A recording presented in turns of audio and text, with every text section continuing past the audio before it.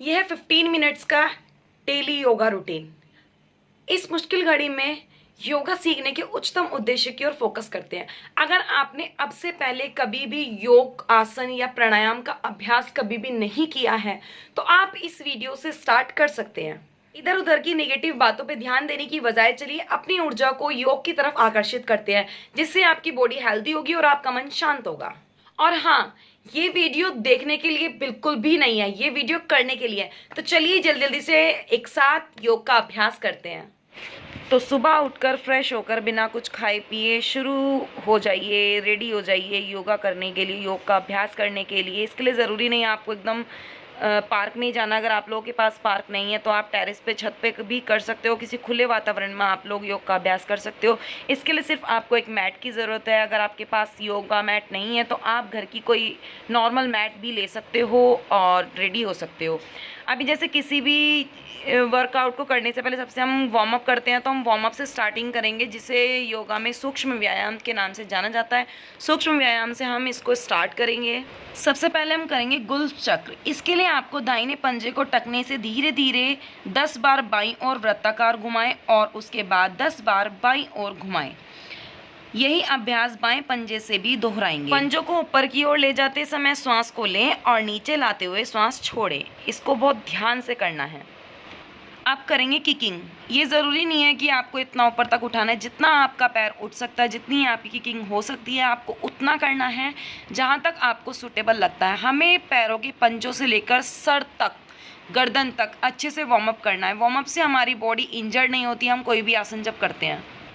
इसके बाद अब घुटनों को, जो आपके घुटने होते हैं, इनको ऐसे गोल गोल करके घुमाना है। एंटी क्लॉकवाइज भी घुमाना है और क्लॉकवाइज भी घुमाना है। दाईं ओर से भी घुमाना है और बाईं ओर से भी घुमाना है। इससे आपके घुटनों का पेन धीरे धीरे कम होने लगेगा। अगर आपके घुटनों से रिलेटिव कोई परेशानी है तो इस अभ्यास से कम हो सकती है।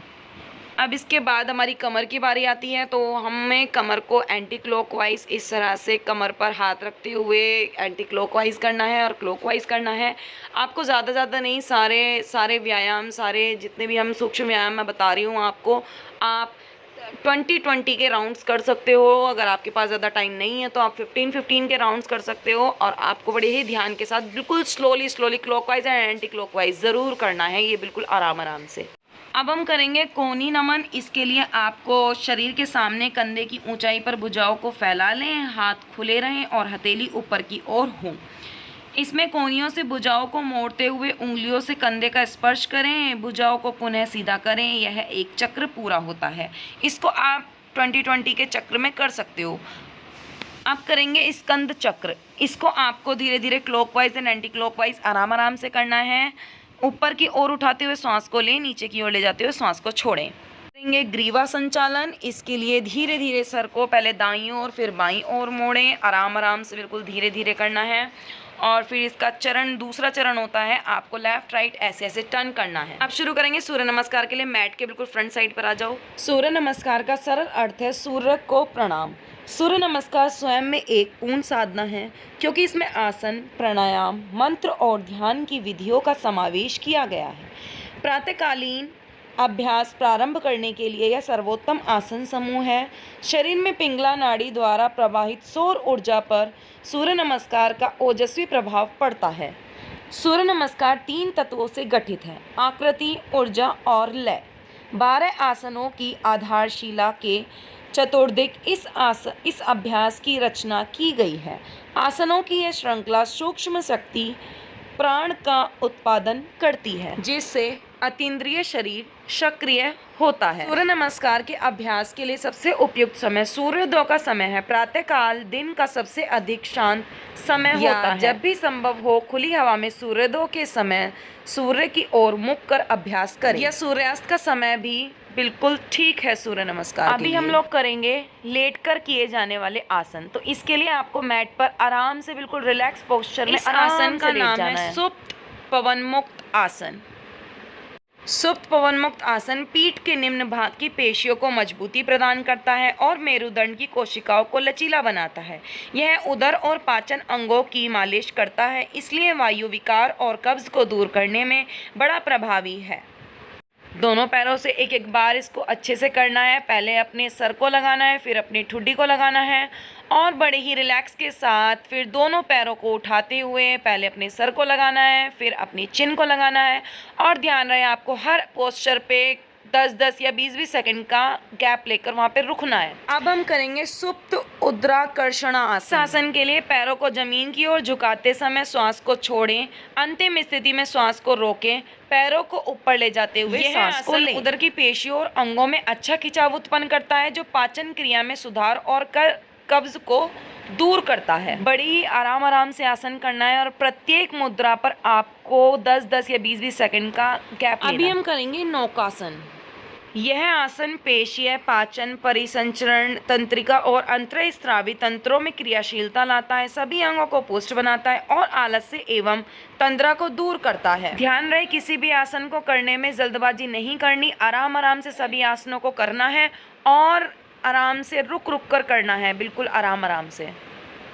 हमारे आसन यहाँ पर कंप्लीट हो चुके हैं। अभी हम स्टार्ट करेंगे प्राणायाम। तो प्राणायाम को शुरू करने से पहले हमें ओम की ध्वनि उत्पन्न करनी है। 3 बार आपको ओम का उच्चारण करना है। गहरी सांस लें और ओम के उच्चारण, ओम की ध्वनि के साथ सांस को बाहर छोड़ें। अगर रोगग्रस्त हो तो आपको प्राणायाम नहीं करना है, परंतु सरल अभ्यास जैसे श्वास के प्रति सजगता आप लोग कर सकते हैं।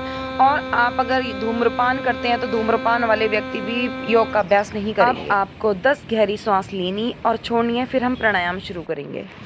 अब कपालभाति प्राणायाम करेंगे। ध्यान से किसी आरामदायक स्थिति में बैठ जाएं, अपनी कमर को सीधा रखें, हाथों को घुटने पर रखें, आंखें बंद कर लें और पूरे शरीर को शिथिल छोड़ दें।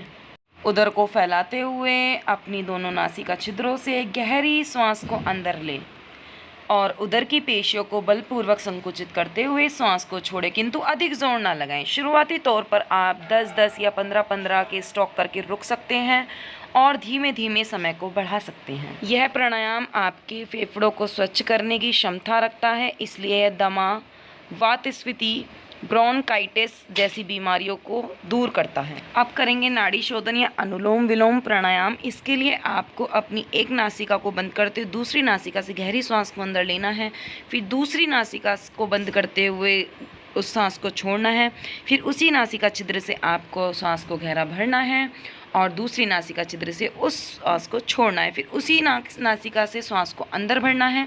ये क्रिया आपको दोहराती रहनी है कम से कम 10 मिनट तक। अनुलोम विलोम से ऑक्सीजन उपलब्धता के कारण पूरे शरीर का पोषण होता है, कार्बन डाइऑक्साइड का निष्कासन होता है और यह आपके शरीर को स्वच्छ बनाता है। इससे शांति, विचारों में स्पष्टता और एकाग्रता की प्राप्ति भी होती है। करेंगे भ्रामरी प्राणायाम, जिसके लिए अपनी बीच की दोनों फिंगर से आंखों को बंद करना है और अंगूठे से अपने कान को बंद करना है। गहरी सांस को भरते हुए भ्रमण की ध्वनि उत्पन्न करनी है कुछ इस प्रकार।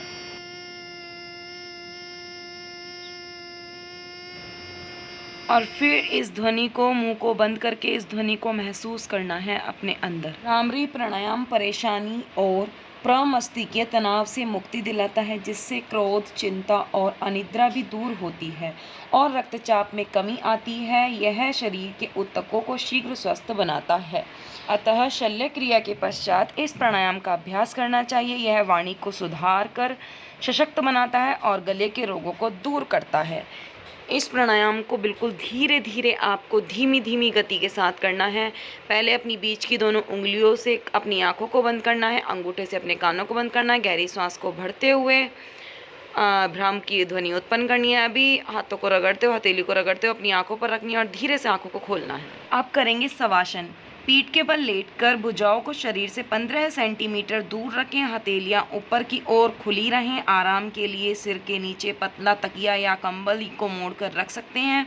हाथ की उंगलियां मुड़ी रहें, पंजों को आरामदायक स्थिति में एक दूसरे से थोड़ा अलग करके आंखों को बंद करें और मेरुदंड में एक सीध में रहें। ध्यान रखें कि सिर एक तरफ या दूसरी तरफ ना झुके। यह आसन संपूर्ण मनोकायिक संस्थान को तनावयुक्त करता है। इसका अभ्यास मुख्य रूप से सोने के पूर्व, आसन अभ्यास के पूर्व, मध्य और अंत में, विशेषकर सूर्य नमस्कार जैसे गत्यात्मक आसनों के पूर्व और जब आभासी शारीरिक एवं मानसिक थकान का अनुभव करें तब यह किया जाना चाहिए।